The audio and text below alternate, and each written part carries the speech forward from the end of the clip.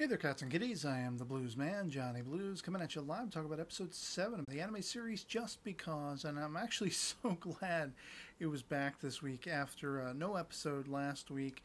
I don't think I realized just how much I like this show, even though I've been talking about it at length in discussion videos such as this. I actually missed it last week. And I was actually kind of brought down by the fact that, I knew there was going to be a delay, the whole aspect of the sort of behind the scenes tumultuous stuff that's going on with the producer, director, everything like that. And the studio and whatever, all of that good stuff. I knew there was going to be a delay at some point. Hopefully there aren't going to be any more. But it was a bum out, thinking about all of that, not having an episode last week. Now it's back, and this one was actually pretty heartwarming. Not since Koito Uso or Archie Comics with Archie, Betty, and Veronica have I been so sort of stuck between a rock and a hard place as to whom I think this duder should hook up with, Komiya or Natsume. Natsume is finally coming around, much as I speculated was, the course of where she was being directed, to starting to consider Eita and calling back on her past relationship with him. She has finally, buried her interest in Haruto and is now beginning to consider all of her interactions going all the way back with Eita, and she's starting to consider maybe he has been interested in her. Maybe he's, just being supportive, not just as a means of being a friend, but there's more to it, And so I like the idea that she's warming to him. I like the idea that she's considering that now. And of course, we see the lengths to which he goes, with the snowfall. The trains are all but stopped up, and she's got to get, to this place at this certain time to take this test that she's been studying and studying and studying for. And it can't be a lost cause. It can't be a missed opportunity. And he's just, he's dashing through the snow, literally trying to get to where she is, hoping to help her get to her destination, because this seems to be her run of luck. As he doles out, he's like lamenting to himself. Every time she wants to accomplish something, something gets in the way. Some bad luck befalls her, and I can't let this happen again. I know how important this is to her. And he's starting to take a level of importance in it as well. We see him studying, and when he finally does catch up to her and the trains are actually running again, I think they said fewer train lines are actually running, but that way they can keep some kind of momentum going and get people to where they need to be. He's actually testing her. He's asking her questions and trying to bring about her confidence, because at that point, she's so put upon, she's so stressed out, she's afraid she's going to forget everything she's studied up on, everything she's learned, and her mind is going to be perplexed. It's going to be elsewhere when taking this test. And but he quizzes her, and he gets her confidence up again. They get there with a half hour to spare, because they decided to make the starting appointment time for this testing a little bit later, since people weren't going to be arriving there on time. Common sense, but she didn't think of that. She was absent-minded because of all the stress of everything. And he really came through for her. And I love how she almost looks at him grumpily for a split second. And she's like, look, I want to talk to you later. I have something I need to talk to you about. I want to ask you a couple questions when everything is said and done. And he's like, all right, that's cool. He probably has no idea. But he was so exhausted, he passes out on the train ride home. And he's just thrilled. Everyone is wishing her well, wishing her success in this test, and he's just happy that he was able to get her where she needed to be.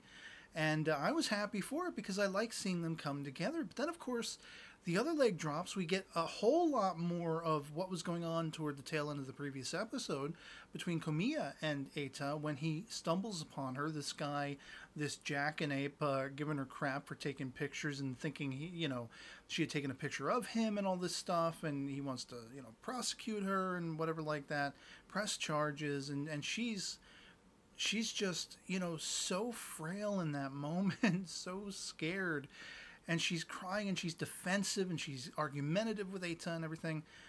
And when finally she reveals to him just how important it is to her to be able to submit that photograph, and this is why she was out trying to find some kind of alternative, he very understandingly, compassionately says, "All right, you have my permission then. If it'll keep you out of trouble, and this is the reason why you're going around snapping pictures of people, then okay, I give you permission."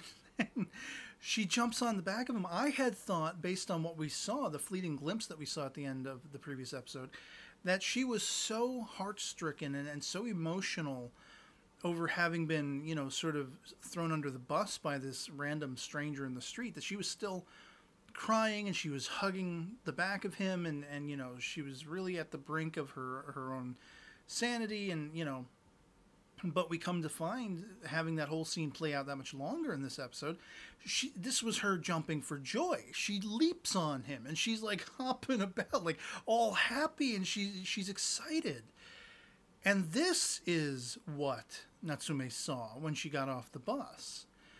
And this is why she suddenly, there's a jealousy there. It's intriguing to me the way in anime, and in this anime in particular, these Japanese characters, the way they question, what are these feelings? What is this I'm feeling? What is this sensation? I feel queasy. They can't quite identify. It's almost like an alien, witnessing an alien trying to figure out human emotions and being subjected to them, and like, what is this feeling? What is this display? What am I feeling?